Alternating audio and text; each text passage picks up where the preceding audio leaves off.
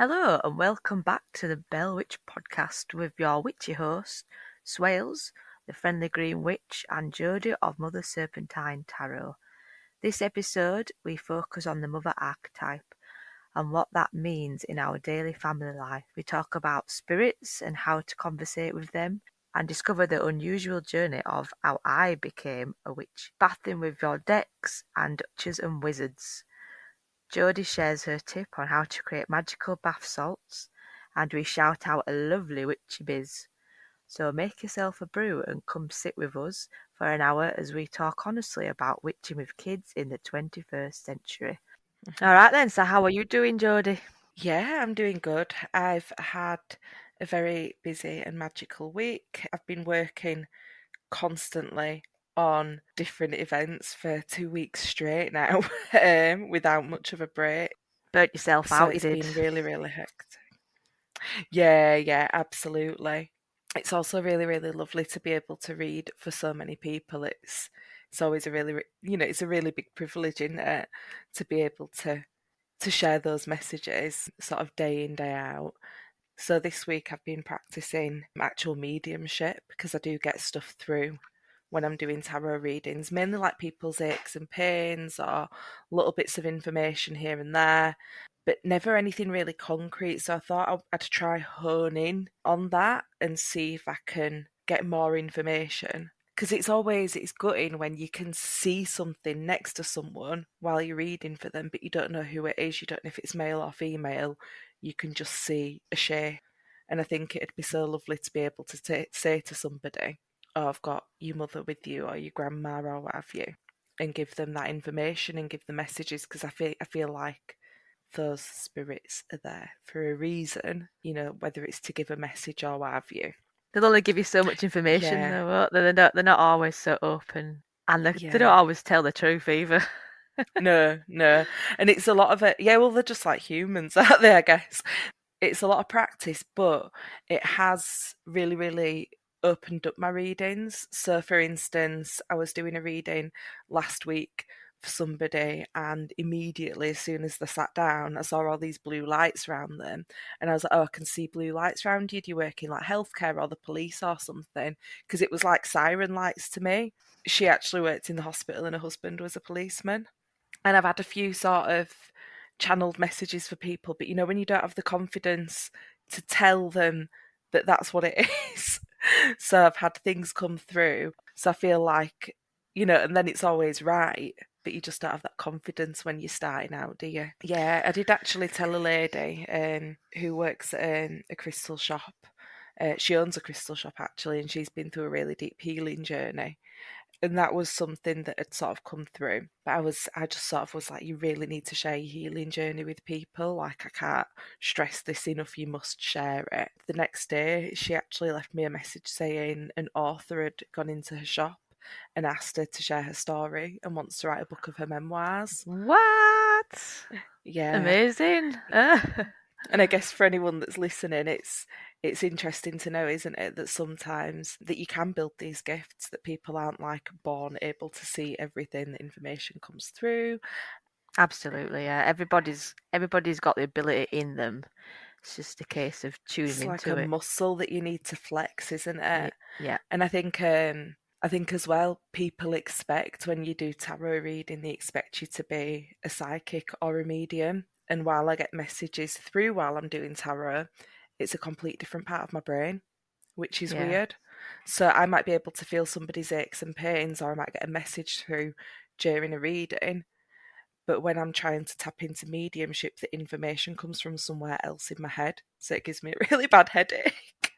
Yeah, I But mean, I did always think when you did tarot, you were naturally talking to spirit as well, because that's what I brought up on. My mum were a psychic medium and a tarot reader, so I always thought the two things was together, and that was all there was to it. I guess it is in a way, but to use the muscle analogy, you go to the gym, you Hmm. do an arm workout, and it's all your arm. So your arm would be, your psychic skills, but part of it might work your tricep, and it'll hurt in different places and it'll use different muscle groups, but it's still the same arm. So it's all that psychic stuff. So it is all psychic and spirit in its own way, but it is sort of like different muscle groups working. And also, I think what you've touched on there is where people get their messages from, because some people will get more messages through from spirits of, say, past loved ones.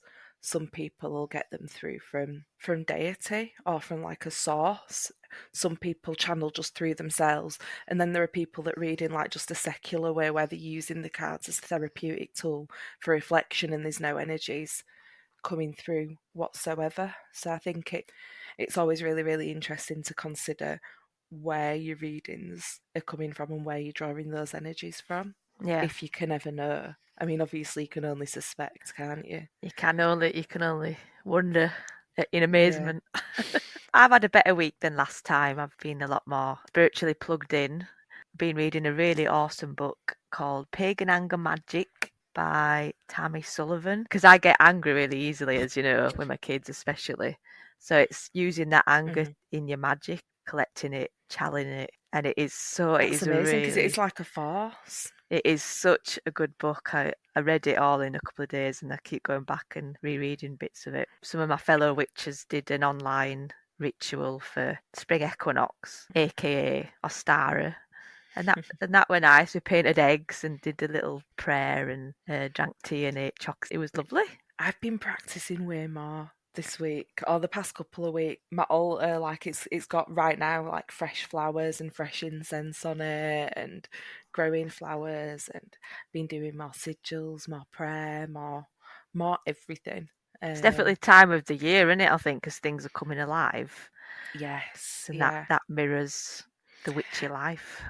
I feel more grounded as well, weirdly. So for a few weeks, I felt very out of my body. I felt like I was only in my intuition and only in my head, and I completely had my head up my ass, really. But it was like I was living through that, where now I'm doing these sort of, I think sometimes it's like practical acts of devotion that you have, and I was doing loads of like meditation and manifesting and all this sort of cerebral stuff, where now it's like having fresh roses on the altar, which I got mainly as like a gift for spirit because they kept showing me fresh roses. That's nice, isn't it? Buy ghosty some flowers. They show you, I don't know if they do this for you, they show you things that they want to give people, which is another weird one. My granddad came through and he kept showing me big purple bar of chocolate. Well, my mum's favourite chocolate's Cadbury's, isn't it? When my nana came through, she was showing me my brother doing his nursing training, which he is actually underway with at the moment. She was showing him a bottle of Sauvage, and obviously I know him, so I know that he wears Sauvage. But if I'd have been a stranger to him, I'd have been like, oh, she showed me a little bottle of blue perfume. But obviously she was trying to give him some Sauvage. No. Yeah, which I think is nice. Could be an excuse, couldn't it? Like, is that chocolate? Oh, the ghost told me to do it. It's a message from spirit telling me to find myself chocolate and flowers. Yeah. We should do it just like a spiritual gifting night. Ah, it's well nice. So sweet. I was actually thinking, and I guess this would be a suggestion for other people, but also an invitation to you. We should pair up and practice doing the readings and stuff on each other to hone in on like specific energies.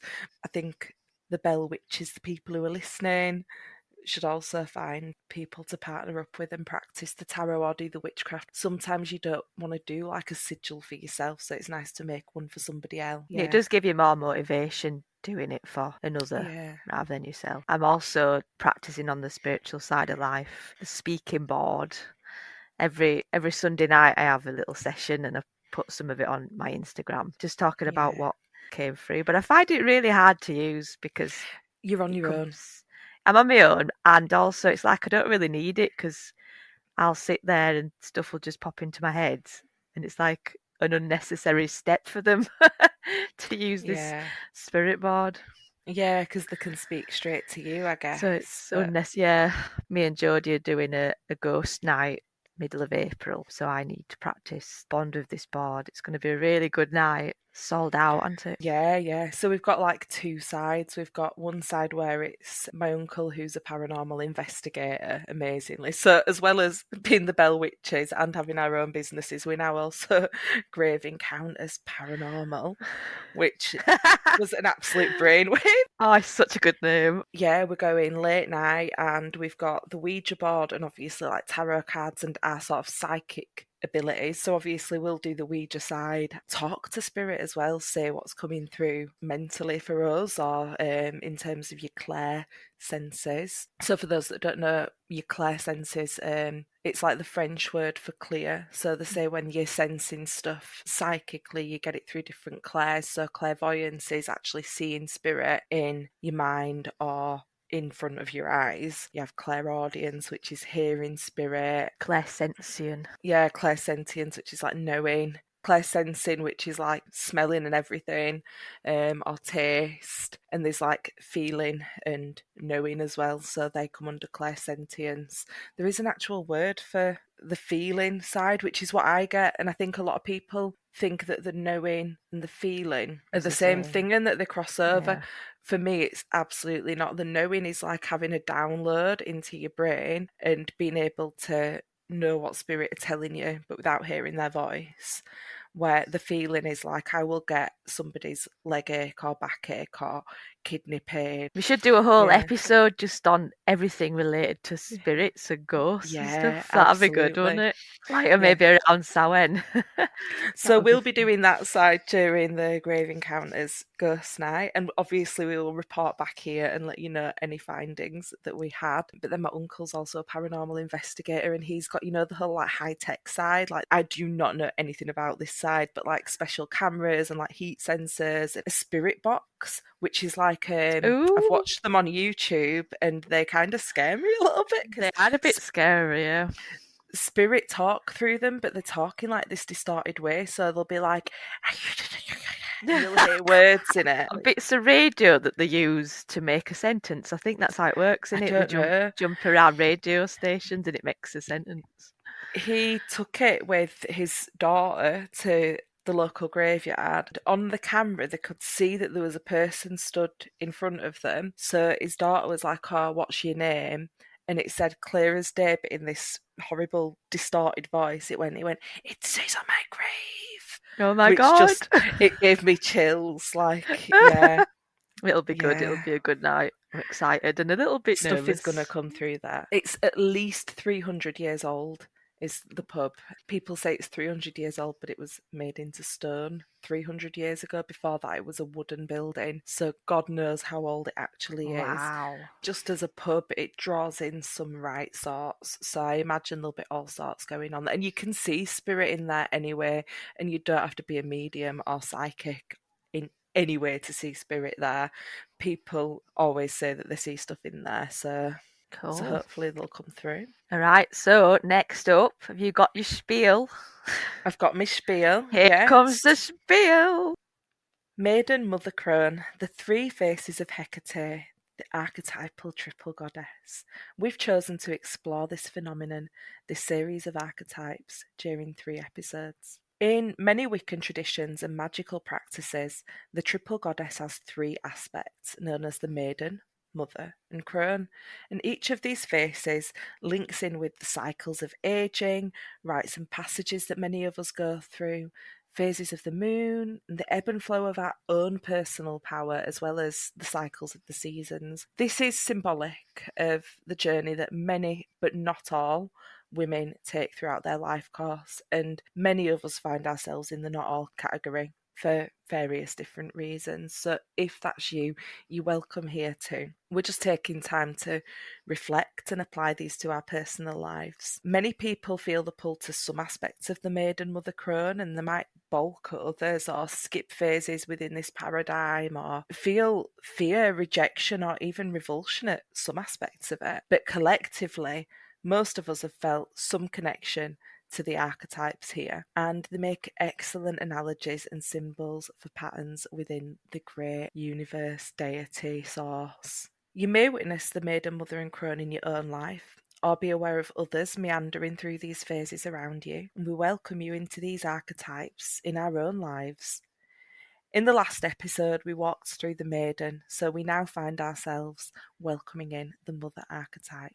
The mother is the archetypal creatrix and in many senses represents the literal journey through pregnancy and motherhood. We often see her as a radiant creatrix or mama bear, and she's a symbol of the abundant and fertile natural world as well. In tarot, she is the empress, the fertile creator, the divine feminine, and also that need that we have to create and put things out into the world. Mothers are seen as nurturing and protective and giving of themselves completely. And this is all really, really idealistic. And actually, many mothers struggle between their sense of duty and their sense of self. For me, the mother's traits can be a bit icky and have often left me personally, and I'm sure many of the listeners, if you've got kids, feeling a sense of failure. Ideally, motherhood brings gifts of mother's instinct, unconditional love, and a fiercely protective nature. But this isn't always the case. Hopefully, many of us will feel those things throughout our own life courses, and motherhood may bring those aspects out in ourselves. And if not motherhood, other aspects of creativity and creating passion projects and endeavours. Because our babies aren't always children, are they? Nope. Is that your spiel? That's it, yeah, that's it. And actually, your journey with the mother in your life was a really wild ride, wasn't it? It's interesting how within my childhood I didn't discover witching, a witchy life, even though it was all around me. It's almost like I was blind to it. Like in the last episode, I briefly mentioned my mum, and she was a really, really gifted psychic and tarot reader. And so there were a lot of spiritual elements growing up, but because my childhood was just so full of trauma and woe, it never seemed to come into me almost. And then growing up as a teenager, I was really, really angry and cross at life and focused on rebelling. I became a really hardcore goth with the white face and the big daggered teeth of vampires and stuff. It really influenced me fashion wise. So even though my favourite films when I was a young teenage goth was Practical Magic and The Craft, which were about witches, I'm amazed that I still didn't sort of catch on to the universe going like, yes, be a witch. I was more interested in being angry at life and painting my face white and moshing to Cradle of Filth. What's really funny is like we both had our own sort of tempestuous, really, really emotional childhoods, and for me, that was what led me to witchcraft in childhood, and for you, it's like it actually was like a Opposite. blockage. It Yeah. was, yeah. I think I just wasn't ready. Maybe I was just too pissed off to allow it in my life. But anyway, I lost my mum when I was 19, and I kept a few of the things that she loved, like tarot wise, and it all lived in a box through most of my 20s. And every so often I'd just get it out and have a look and have a shuffle, but I didn't know anything about tarot. My relationship with it was like it was a sibling, because I was brought up with it, and my mum loved tarot almost as much as me, I believe. They were always around us. So I knew to look at tarot, and I loved the images and lay them out, look at them, remember them, put them away. It was only until I got pregnant with my firstborn. I was a jeweler maker at the time, so I was doing fairs, making silver jewellery on a stall and trying to sell it, which is just like a really, really hard way to make money in general. And then this lass came over to me, Charlotte the Magpie Mama, and I was heavily pregnant at the time, and she said that you should come to my house on a Wednesday morning. All these mums come and we do creative Wednesdays. You're very, very welcome to come. At the time, I was a bit like, who is this? Who is this person? Just invite me to the house. I don't even know who they are. Weirdo. Fast forward, I had a really traumatic birth with Florence. I was really lonely. And I remembered this Charlotte lass who invited me. And so I went to her house. And from that moment on, it's like I was alive. It's like a tribal gathering. It was creative. There were these, what they call crunchy mums, that were baby wearing and milk sharing. And oh my God, it was beautiful. So it was all very goddess orientated. We did art a lot, making vulvas out of clay and being into the whole femininity thing. It was really good. Anyway, Charlotte did a box called Rainbow Soul Surprise. And then once I got it, the theme was witch. There were a book in it and a load of other stuff, like a little cauldron. The book was Witch by Lisa Lister. And I read this book, and it spoke to me so much. Every single page was just like, yes, yes. And then, that moment I was like, oh my God, I'm obviously a witch. How have I not discovered this? I can't And believe that was your first book. That one's on yeah, my yeah, that one's I on my know. blacklist. That's on my I know. list of books But, it was a good book for this to inspire you. realization. Yeah, I mean, and it made me angry, and it is very turfy, isn't it? And it's very sort of Yeah. womb orientated and stuff. Pussy power. Yeah, yeah. I mean, it is good for beginners, I must admit, and there's a bit of history in there, which is interesting. It can lead you down a lot of different pathways, Yeah. but I wouldn't be like, this is one of the best witch books as ever, because it ain't. But for me, who are just the craft to go on, Mhm. it was life-changing moment. We started to do a lot of retreats together, like day retreats, mum and baby, pagan oriented, and I met loads of people through Charlotte the Magpie Mama, people who still help me today. I mean, like Sally Golightly was a person I met through her, and lots of other amazing humans I could mention. And then with my second pregnancy, I was well into it then, the whole Earth Mother and stuff. I mean, I was still learning and I were yet to become more spiritual. But I remember I found a witch on Facebook and asked her to create me a spell for a good birth experience, because my first birth experience was just so traumatic and I didn't want anything like that to happen again. And she asked me those questions and she didn't want payment. And she was like, oh, I'll make you a spell bag and send you it in the post. And even then I was like, well, what's in it? What's in this bag? What is it? And she was like, it's a spell. And I was like, yeah, but what is it? Because I didn't know, herbs and stuff are in a bag.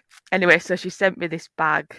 It was a lovely little white thing and it had a crescent moon on it. And she'd had it on her altar with an egg and an assortment of things. And that, an amazing spell, and it worked. And I had the most beautiful water birth with Clementine at home in my bathroom, and everything went to plan. And I was on my own because no midwives were available. So I had an accidental free birth. It was the most beautiful moment in my whole entire life. And I really, really believe a massive part of it was because of this spell bag that this witch sent me for nothing. And I think that was like the last sort of spoke in the way I'm going to live my life. That realization, like I can do all these things if I can use magic and manifestation and live the life I want to live. And now it's really strange. I can't actually find her anymore. I don't know who she is. I look through all my messages, Google names, and I just cannot find her. So if you're listening to our new podcast, do get in contact and be like, yeah, that's my spell bag. And I thank you for an amazing Oh. birth. Yeah. So, and then after that, then it was just like a landslide of living like a witch and saying I'm a witch without any doubt. But I just find it bananas that I got to the age of 30 odd and didn't put two and two together. I think it's lovely that motherhood what led you there. And also your own mum as well, in her own way. She never would have identified as a witch. To her, a witch was like really negative and eating children and like grot bags type job. She wouldn't have. Yeah. She would have been offended, which is such a shame. But I think it's changed, and in this sort of few recent years, it's not a negative thing. Whereas I think it used to be quite a negative thing when my mum were young. It's one of those things that really just varies depending on who you're speaking to. So I've had people before where they've been really, really positive and embraced it, but I'm kind of in my own little bubble. And then you have people where they are quite negative and still a bit of work to be done in terms of awareness about what Wicca and witchcraft and paganism and All the myths that we have to shake off. yeah. Like, we don't believe in the devil and we don't slaughter any virgins, and Yeah. there's no black magic, there's just magic and how you use it. For me, becoming a mother really, really changed my practice. Well, obviously, as a child, I went from sort of very playful witchcraft, like playing with fairies, doing meditations, getting into like herb crystals and things like that, pretty much into a more traditional path. I'd started going to moots in Leeds. So if anybody is watching, no matter where in the world you are, if you're interested in paganism, your local moot is an excellent way to meet like-minded people. And in Leeds we have one of the best moots because it's run by a really, really highly trained high priestess. and can help you to access training with her as well. Can you mention the moot name? Yes, it's called the Raven's Rest Moot. Pretty good, isn't it? Because essentially it's networking for witches. You'll go, you'll see. It's very much. I remember the first time I went, and you've got to think I was a teenager, so I felt a little bit vulnerable, and wasn't even old enough to be in a pub yet, so I didn't really know what to expect. But you go in, and it's like we are the weirdos, Mister. Yeah. All the witches sat in a corner having their drinks. You feel really, really comfortable and casual chit chat, but obviously about witchcraft and paganism.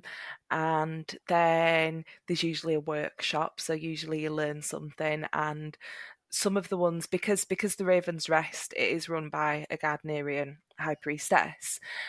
The workshops are very in depth and very sort of academic. Some moots you'll go to and they're a little bit more, they're a bit softer. They're a bit, nice things to do, but the information in them you can't always bank on, if that makes sense.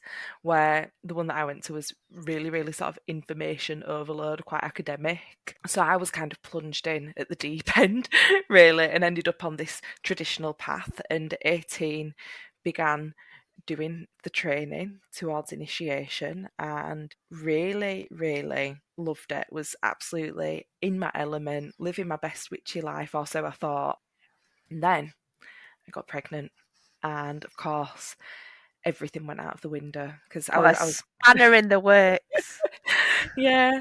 Well, I was 20 when I got pregnant with Eartha, and I was doing my degree in costume design and doing my initiatory training, and I essentially just dropped off of everything to throw myself into motherhood.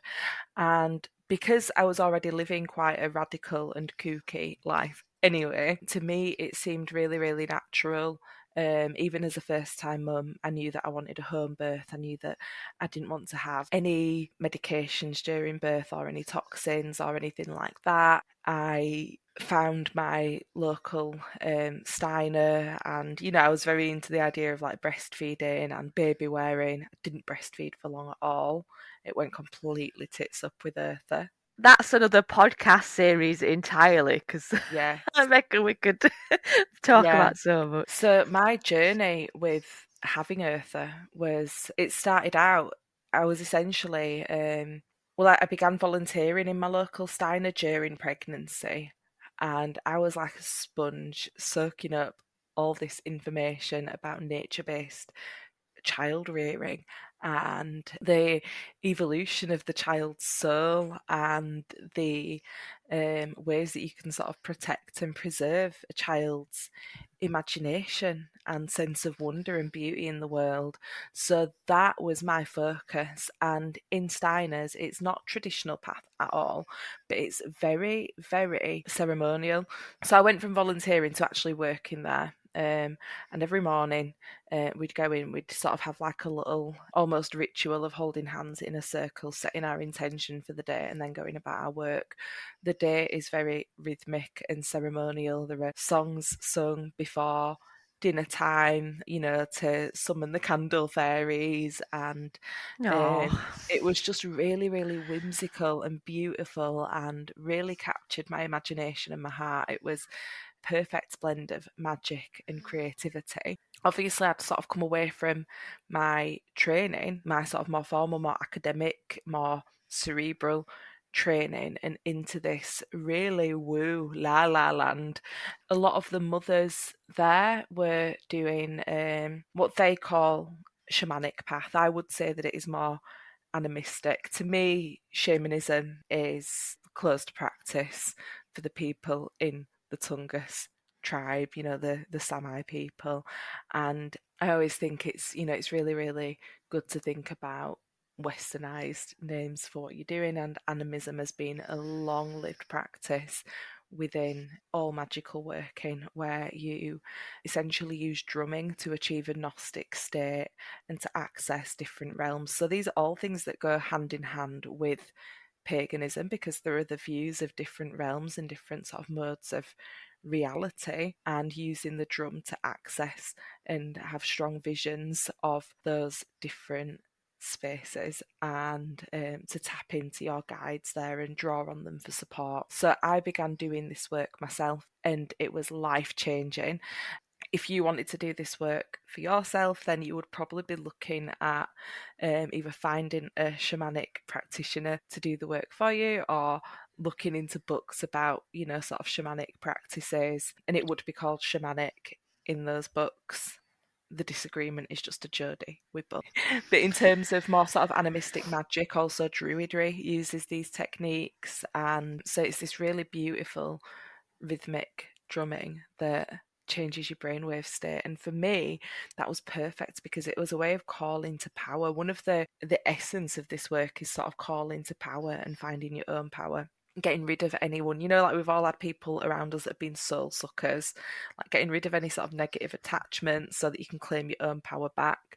What you don't realise is that actually we give a lot of our personal power to our kids, and we also take a lot of their personal power, and that doesn't help anyone. It's not a sign of a healthy relationship. It's a drain on us and a burden on them. So this drumming for me was a way of healing myself, but also healing my family line, both past and future. And it helped me to tap into a more, I guess, primal way of practicing magic, feeling powerful, and also meditating in a way that was quite different for me. And from there, I actually began to question whether Wicca was for me at all. And for a while, I identified as just being pagan. I think Uh, when I met you, you said you were just pagan. yeah, I sort of differentiate a little bit. So, like, obviously, I'm on like a Gardnerian path now. I think most Wiccans that you meet aren't.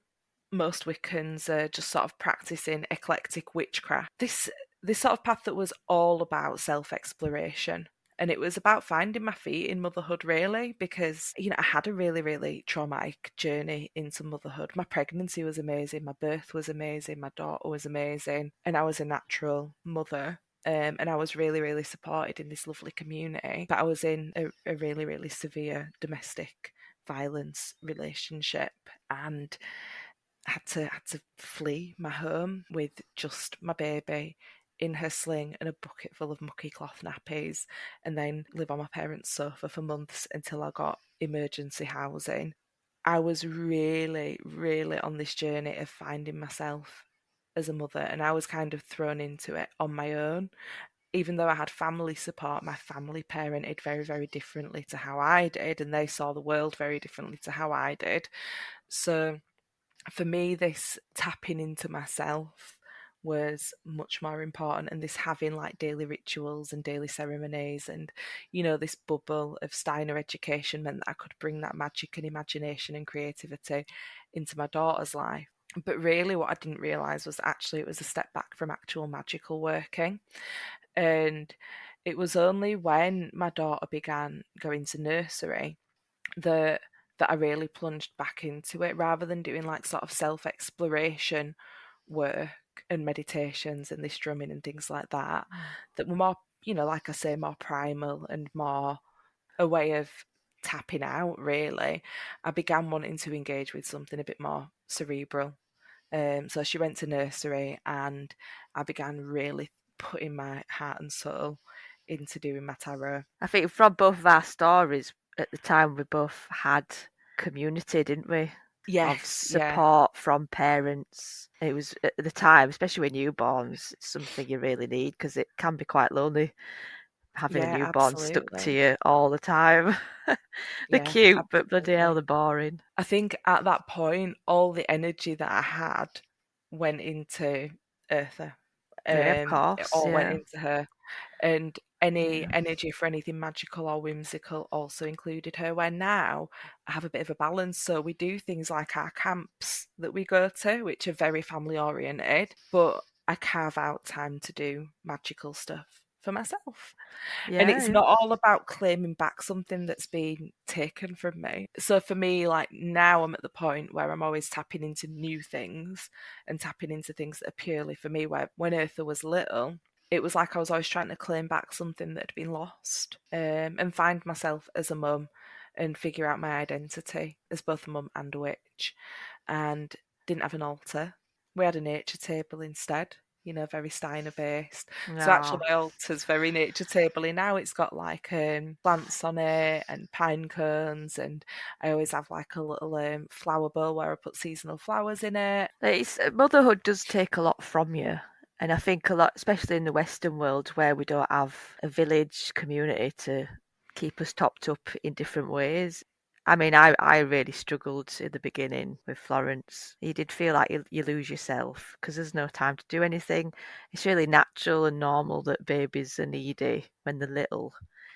And then Yeah. it's almost like you gotta be careful because it can become resentment and sadness. You've got to brush yourself off and look for things It's a again. shift in your psyche as well, isn't It it? So, is, so yeah, interestingly, when I had my second baby, Winter, so Eartha's 9, Winter's 1, and when I had Winter, I was able to sort of maintain my own practices, maintain my own studies, and keep my witchcraft as it was. Where with Eartha, it I think it just awakened new aspects of that and what witchcraft can look like in real life. And it can be, going to a quarry and watching the kids run around while the adults nurture a fire and carry the babies in slings. get your drums Um, out. Oh, yeah. you're so amazing that you found it so early on in your life, and I do feel a little bit envious of that. I feel like there'll be a lot of listeners as well where they look at what we do and see it as quite radical because we are everyday, which is like it's something that permeates pretty much every bit. You stir a cup of tea and like I stir it, a certain amount of times in a certain direction or stir sigils into it or what have you. And I Yeah, think that, that a lot of it's like radical or like too far. And it I just isn't. want anybody who, well, A, it isn't, It but can be B, tiny little things, can't it? for Tiny. anyone that wants to keep their practice sort of away from the children, that's also valid. Like we've both really incorporated it into our family lives, but I'm sure there are parents listening who Just want it for the self. and don't want. Yeah. I think there are really, really reasonable fears that you'll make your kid the strange kid, or incite bullying, or opinions from people, or reactions from family, or what have you. And I just want people to know that you can incorporate witchcraft into your own life in a way that's very discreet as well, if you'd like Yeah. to. I mean, I know, I do feel that myself. I can tell the older I get, the more sort of eccentric I get, and the more I don't give a shit I get. But then I always worried, when my kids don't get invited to the party, like the birthday Yeah. party. I'm like, oh my God, is it because of me? Because they know what I am? And With Eartha, when I was pregnant with Eartha and had Eartha, I felt really, really in my element as a witch and mother. Those sides of myself joined up really, really nicely. So I felt very magical when I was, initially breastfeeding her.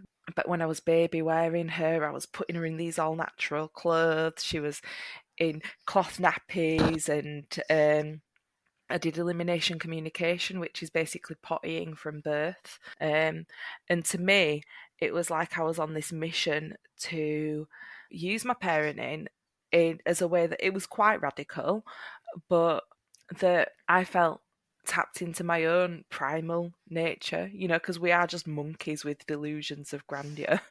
And also that I was preserving the environment in some way. And I had all these notions that when I had my second, it would be the same. I bought basically a lifetime supply of cloth nappies.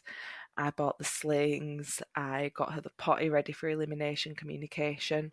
I really, really prepared for breastfeeding because it had gone really wrong with Eartha, and they were actually complete flip. So Winter had a really, really difficult birth, and she was born with a real stiffness to her that meant that I couldn't baby wear her. She was £10.5 as well, which was huge, but it meant I couldn't baby wear her, couldn't use cloth nappies because her hips wouldn't bend for me to put them on her. The idea of infant potty in her got swallowed up, in hospital appointments and osteopathy appointments and occupational therapy and physiotherapy. And the only thing that I managed to do with her was the breastfeeding. And I felt like it was just a complete flip in a way. So with Eartha, I felt really, really powerful because everyone could see that I was this earth mother and doing all this like natural, magical woo stuff. Eartha would have like her amber necklace on and her big cloth nappy with its funky patterns on. And, you know, with winter, all that went out of the window. And actually, my parenting with her hasn't been environmentally friendly or sustainable at all, but it's been what was necessary. Yeah, and also for my lifestyle. But in a way, like with Eartha, I felt very magical while I was doing those things. So I felt like even when I wasn't practicing actual witchcrafty stuff, I felt like I was living in a very magical way, and I felt very in tune with my personal power, and I felt like I was on my mission in Earth.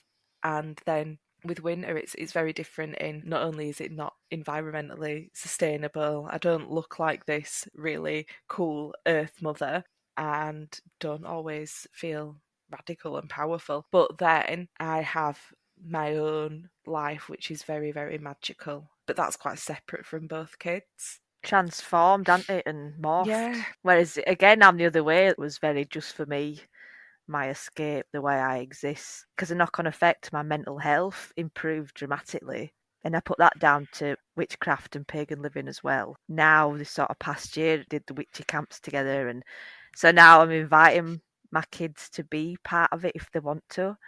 And sometimes they're interested and sometimes they're not, and that's okay. But it's not like off limits, whereas before I was like, don't touch me stuff, don't touch this crystal, get out my notebook. But now, you know, they're allowed to draw in my notebooks. And Yeah, I think that's also part of it is knowing, and this is something that a lady, she's called the Good Blair Witch on Instagram, is an amazing Wiccan lady who's local to us, and it's Lisa. You've met Lisa before.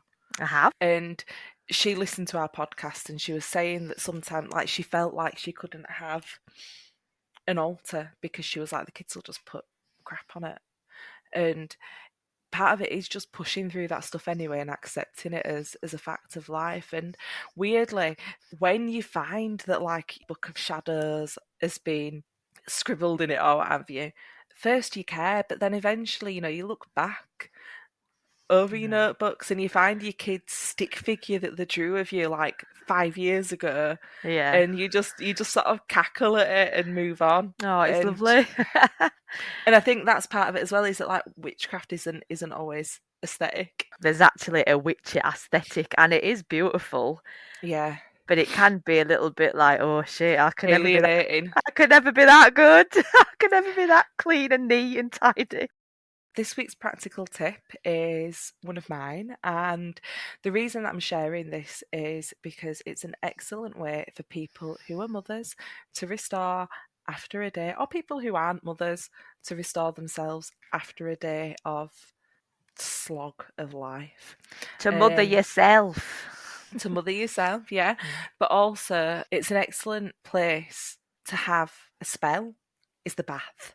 So I think personally, for me, I have at least sort of 3 baths a week, and that's my space to recharge. It's sacred space for me. In that time, I might do meditations, I might do Reiki, I might do spells, and I know that I'm not going to be interrupted. That's me time. So what I thought was that I'd share with you guys some bath salts that you can use to either just bring a little bit of aromatherapy or herbalism into your life, to recharge yourself and feel and smell more witchy, but also that you can use during carving out time to connect with that magical part of your life, whether that's as a precursor to doing a bath spell or whether it's a bath spell in itself. I tend to use whatever salt is available.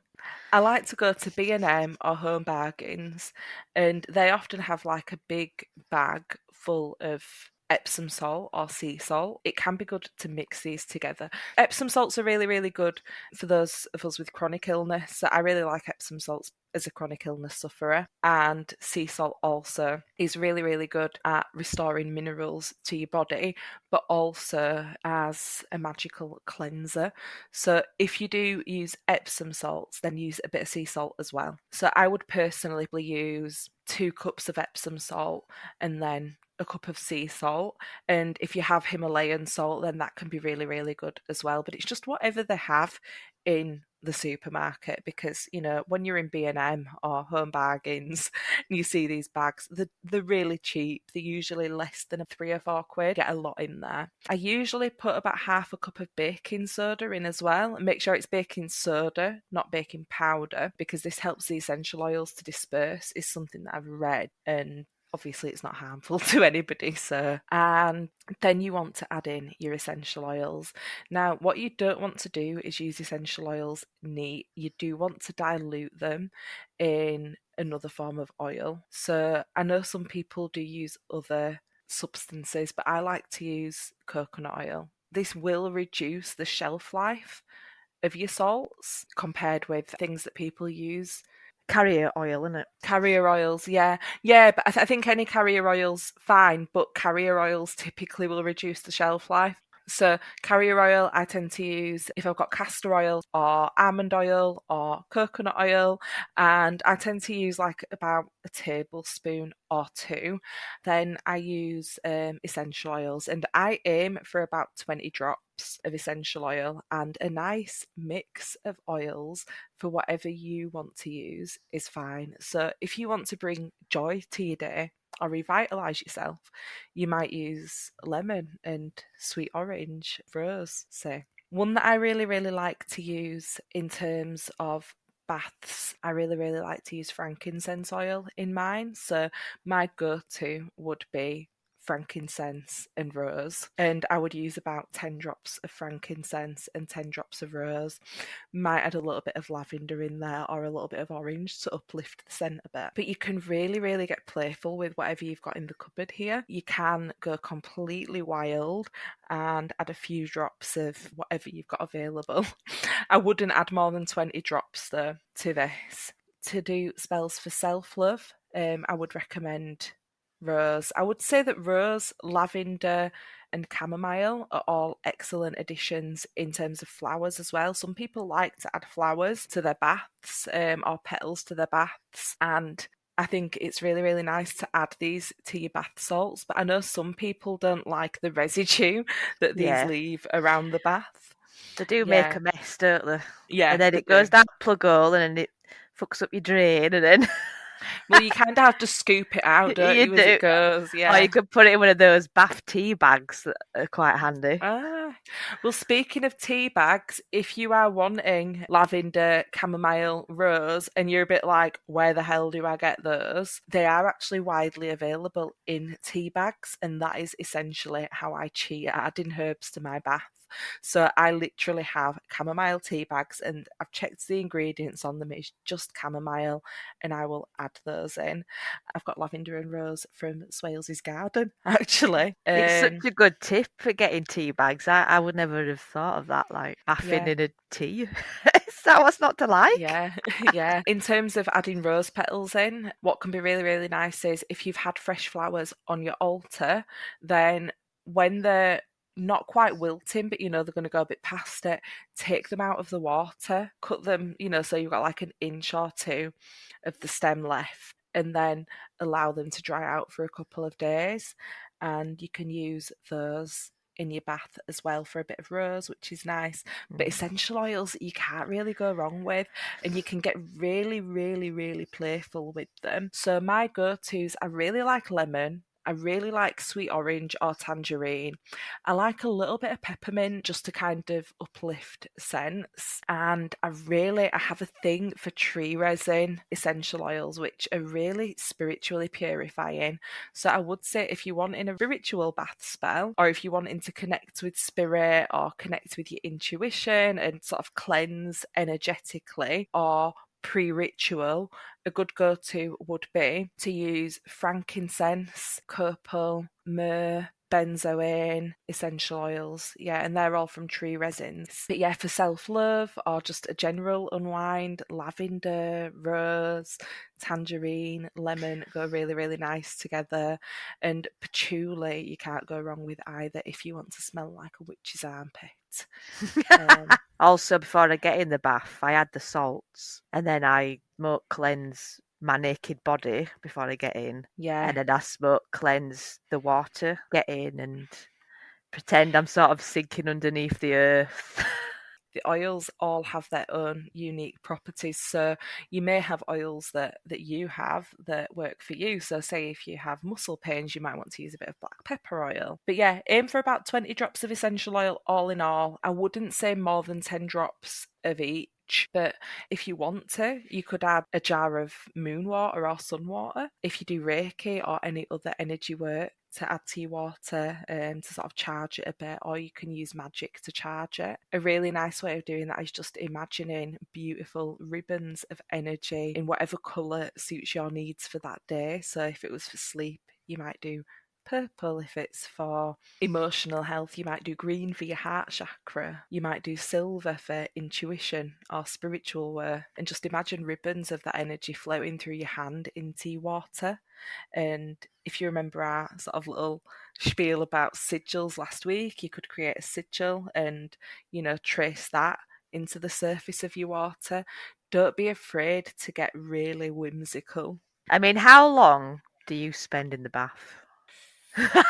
Years. Sometimes I have like 3 baths a week if it's been like a bad week or if I'm having like an emotional issue that I need to shift. But I would at least have 2 baths a week. I will work in the bath.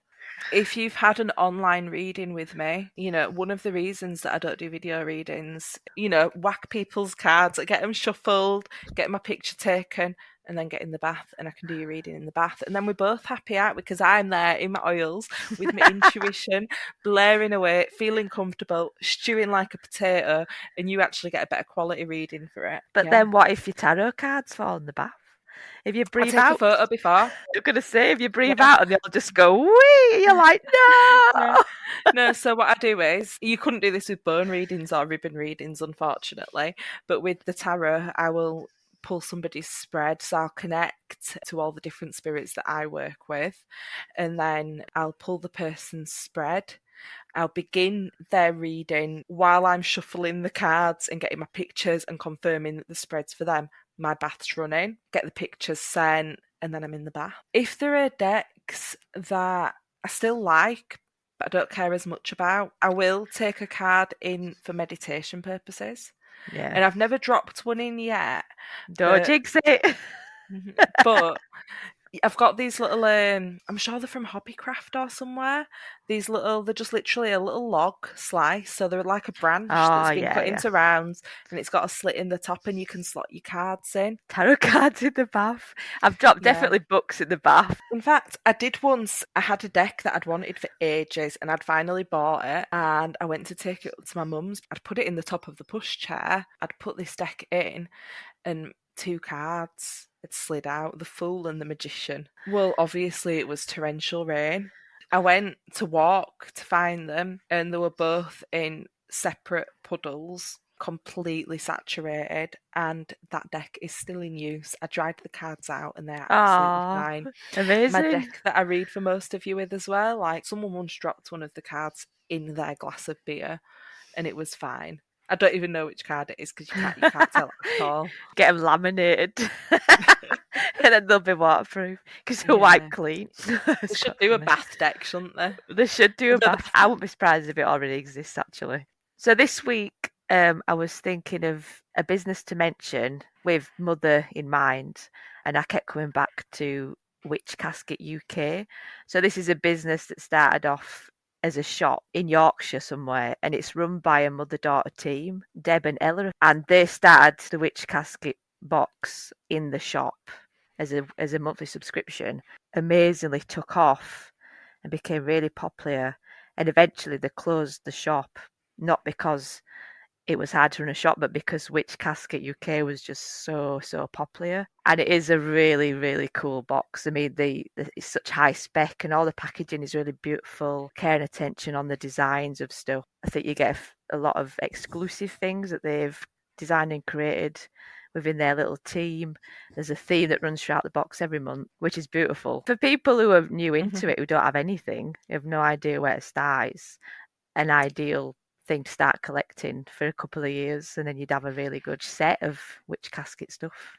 What sort of stuff do you get in there? It tends to be, there's a booklet with some information, you get a spell packet, a tea, a postcard by an artist they've supported, and then it's things like candlestick holders. They have incense and candles, boxes, trinkets, crystals with sigils on them, spell bottles, glass mugs, and all kinds of cool stuff. So there's a lot of accessories. I had it on and off for about 3 years. I absolutely love it, and then lack of money.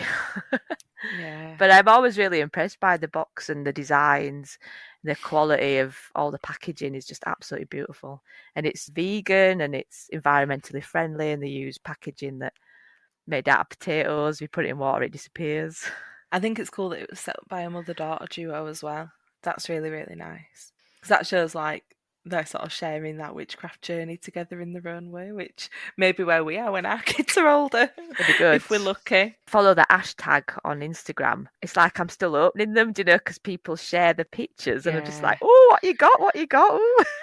I think sometimes it's nice to know what to have as well. Sometimes you don't know what you want. And like witches, we love collecting things. We love the goodies, whether it's books, whether it's trinkets, statues, shells, rocks, things like that, you know, things that you find out in nature. And I think sometimes you have your want list, but then there are all things that you want that you don't actually know exist yet. Exactly. So that brings that to your attention. Good way of like opening yourself up, isn't it? I like the themes. They did one that was a water theme, and I remember being so into it, and every single item in the box I adored. Eventually they did the fire, so there's a few boxes in between the elemental themes. Well, but that's something that we're doing, isn't it? For those that have been listening for a few weeks, obviously you'll know we're doing Mother Maiden and Crone at the moment, but then afterward we're going to be doing the elements, aren't we? What I'd do is I'd do elements and then I'd do God and Goddess. The next one will be the Crone. We're in the position with that some of you have been in listening to these. You know, we said these may not resonate with all of you. You may feel like you skipped a stage or even felt, you know, afraid of or repulsed by a stage. We all have some experience of those archetypes. Our question this week from a viewer was, can men be witches? Yes. Yes, basically. Absolutely. There are a lot of male pagans. If you go to any pagan event, you will see lots and lots of men who practice magic. There are men who practice in circle. In fact, my circle is men dominated, I would say. There are more men than women. Isn't it funny that it's just like associated with women? Yeah. And I've had somebody said to me, are they not wizards? And I'm like, No, they're not. They're not. In fact, witch comes from the word wise. So men were originally called witch with an E at the end. So I don't know if that was pronounced witchy or witcher. But women were called witcher with an A at the end. And it just means wise ones. So they're not called wizards or warlocks. There are people who identify as wizards and warlocks, but generally not in the craft that we practice. Most men just call themselves witches. Yeah. I mean, if you want to call yourself a wizard, you can. It is a pretty cool sort of image in my mind of a pointy hat and a long beard. But yeah, there are a lot of men in the craft, and if there are men listening, then obviously as two women, we can understand that, especially going through the Maiden Mother Crone, that you might feel a bit out of sorts here. We want you here. You're welcome here. Yeah. It is for everybody, and we're trying to be mindful of being open for everybody. Yes. And inclusive. Yes. We're very, very interested in the differences between how men and women may practice as well as the similarities. My experience personally is that men are often very different in terms of witchcraft and tarot as well, but in a way that I really, really like. Thank All you right. so much for listening. See you guys next time with the Crone. As always, thank you so much for listening to us again. If you like what we are doing, please review us on Spotify and other podcast apps. We'd love to hear from you with your thoughts, and we can be reached on Instagram, the_bell_witch_podcast. For questions, if you'd like us to discuss anything, please drop us a line, and we will see you next time. Bye.